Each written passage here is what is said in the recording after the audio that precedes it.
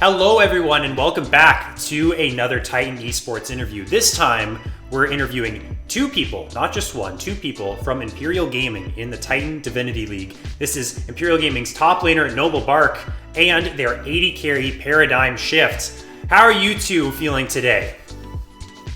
Oh, fantastic, man. I'm chilling, dude.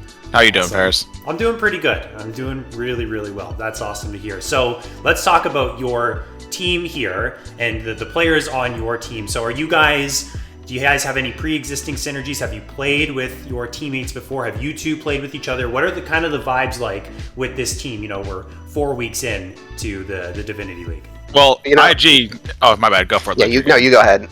Okay, well, IG... You're the old head, you start. Yeah, I'm much older than you, like a lot older than you. It's like so much more older than you. So IG is a long-standing thing for Azure. Goes back a long time. I've known Azure for probably since like mid-2010s, so we're like real-life friends. I've never played on another team. I just kind of only played competitive in these Discord leagues with him on his teams. So, and Luke and I have played together before on IG, so... Yeah, I've kind of floated around through a few different teams. I made my kind of competitive debut on a team called Scum Gang back in the last season of, it was called Overdrive League back then, before it rebranded to ZGG, Zero Gravity. And after a couple of seasons kind of floating around, I played with Imperial in a couple of different leagues.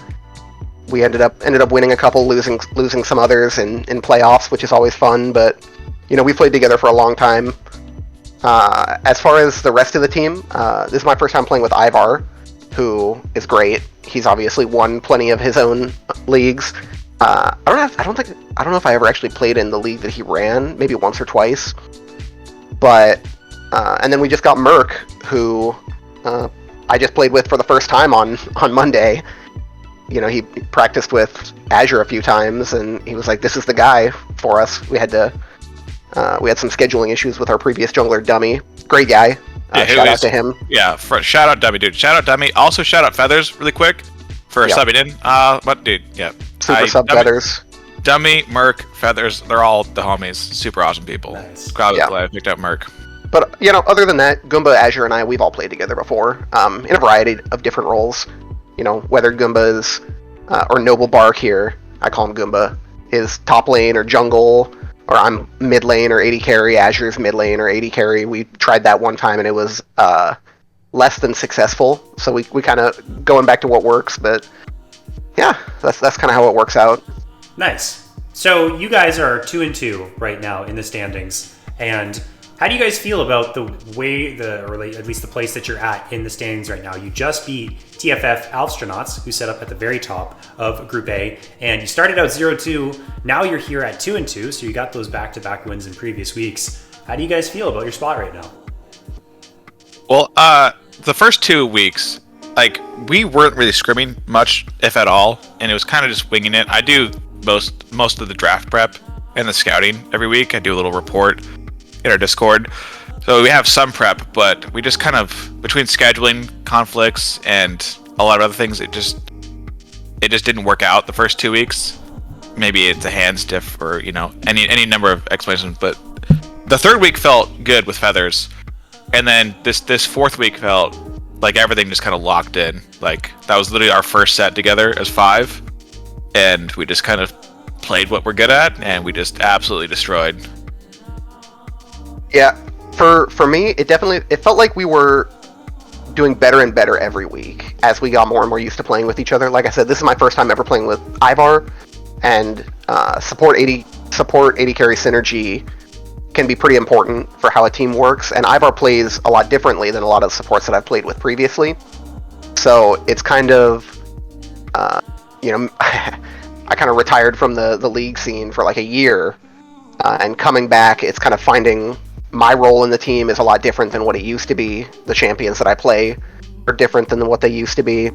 So all of us learning how to, you know, slot in together and how we want to play the game. And I think that we'll just keep getting better and better as the games accrue, you know? Also 100% agree. And Ivar himself, not even like champions plays, hands-wise, just... He's a really good in-game leader too. He's like, there's a collaborative environment, but Ivar really knows a lot of times when to just tell me to shut the fuck up and just lock in. You know what I mean? Yeah. So yeah, that's always nice having that big shot caller, especially in the support role where that really does kind of go hand in hand, making the things happen on the Rift and all of those things. So you guys said you're improving gradually, and do you guys consider yourselves as a team that, when you do hit your full stride, building up towards that week over week, that you could contend for the top of the group and even the whole thing? Yeah, I think if we're firing on all cylinders, I think we can win the league.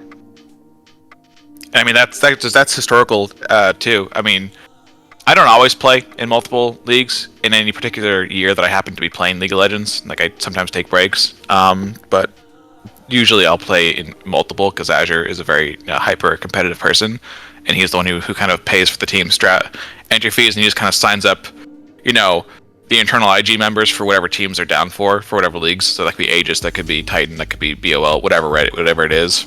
Yep. So before this last Blue Water split, I don't think any particular year that I played in competitive, I've always won something. So I agree with what he's saying, is that when we're locked in, we're firing all cylinders as a team. Historically, we're gonna win something. Yeah, I think as long as we're working together and we've learned how we want to play the game, I think that we'll be a force to be reckoned with for sure. Okay, so I'll hold you to that then. And so people watching this interview, keep your eyes on Imperial Gaming. They got some winners on their team, so we'll see if you guys can win again as the weeks go forward. Let's talk about week 5 though. This upcoming Monday, you guys have a match against the Funny Business Packers. And what do you guys think about this squad? Do you have any thoughts on them? What is your mindset going into this matchup that you have? Trying to break from the even standpoint that you guys are both at, because both teams are sitting tied for third at 2-2. What are your thoughts going into that? I'm pulling up the roster really quick. 1 second, I apologize.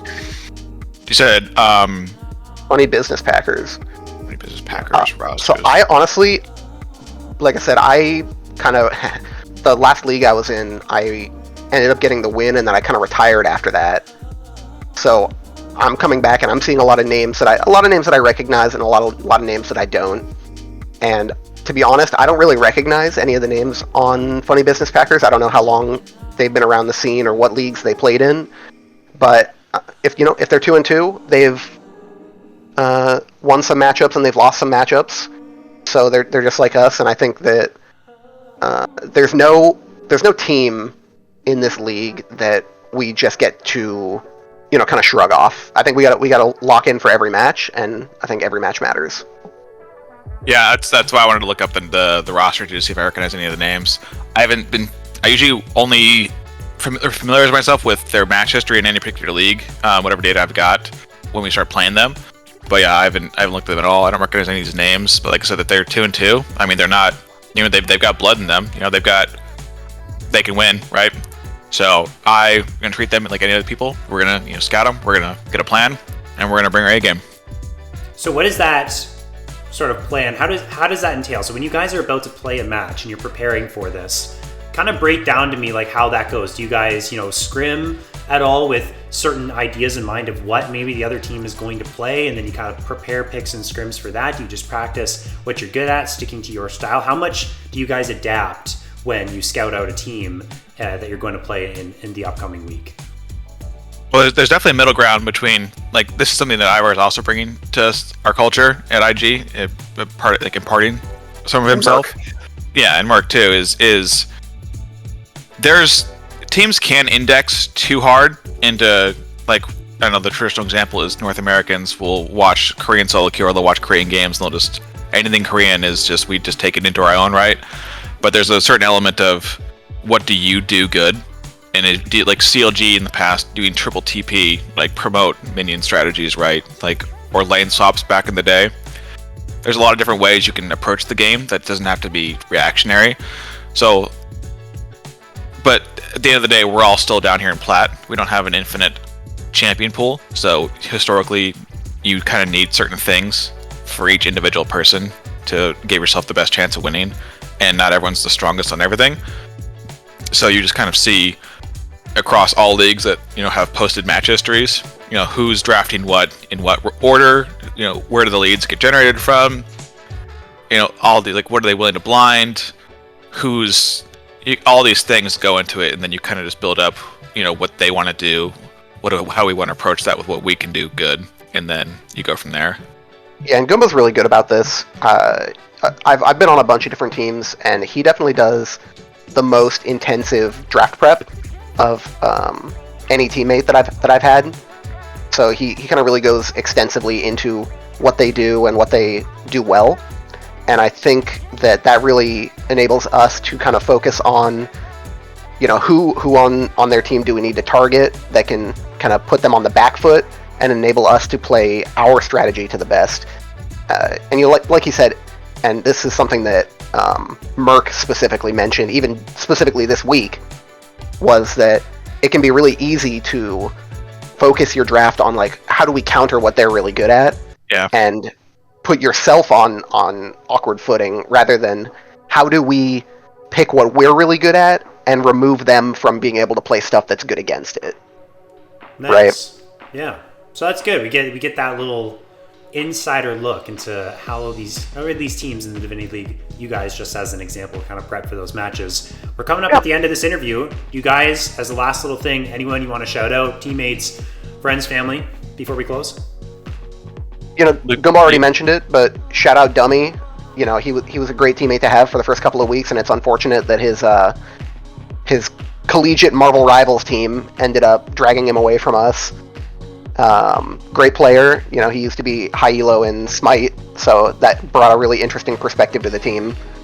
And then shout out Feathers, super sub. Great to play with. I've never been able to play on a team long term with him, but I've played on teams where he subbed a couple of times, and I've always enjoyed playing with him. So shout out both of those guys. Yeah, Feathers the Urgot god. That dude is awesome. The Urgot. Yep. I would like to shout out specifically people. Not, of course, IG itself. Azure. Shout out Ziggy. Shout out Indigo or Katori. Shout out Sybil, or some I know is Phantom Outwind or Symptom Outwind. Actual Bird. And then Rin also. Shout out Rin. Shout out Rin. My favorite support all time. I raised that boy. Yep. So yeah, there's IG isn't exactly the most prolific when it comes to spreading ourselves across teams, but we have a lot of day ones and ride or dies in our cord. Nice. Well, thanks so much for being a part of this interview, guys. And yeah, that was Imperial Gaming's NobleBarque, their top laner and their AD carry paradigm. Hope you enjoyed that interview. Stay tuned for more in the future, and we'll catch you guys in the next one.